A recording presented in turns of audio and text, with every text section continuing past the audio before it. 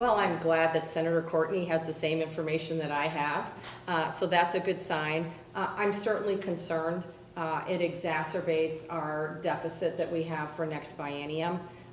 It's one of the things that we're taking a look at.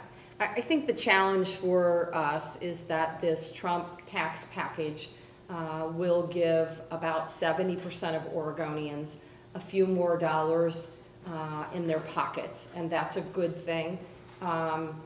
It obviously is in contrast to what a number of large corporations, the kind of tax decrease they are getting.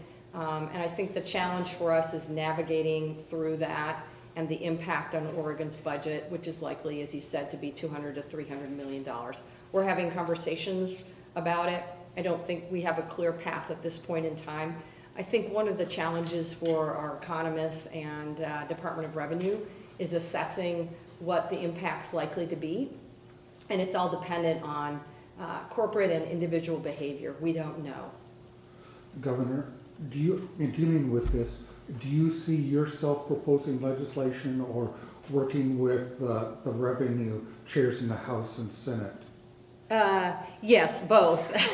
Probably not in the 2018 session, but we are well aware of the structural deficit that Oregon faces for the next biennium.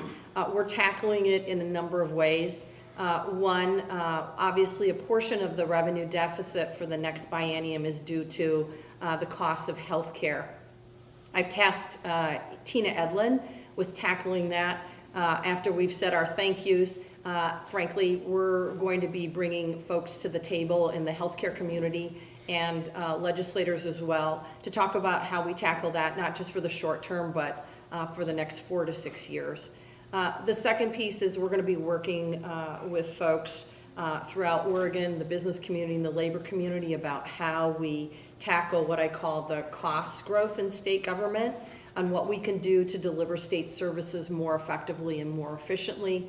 And the third piece, obviously, is tackling how we can get more revenue on the table. And we'll be talking about that over the next several months. I have to prepare a budget. That budget has to be balanced. And so for me, that means either cuts or revenue. It's more likely to be some combination of both.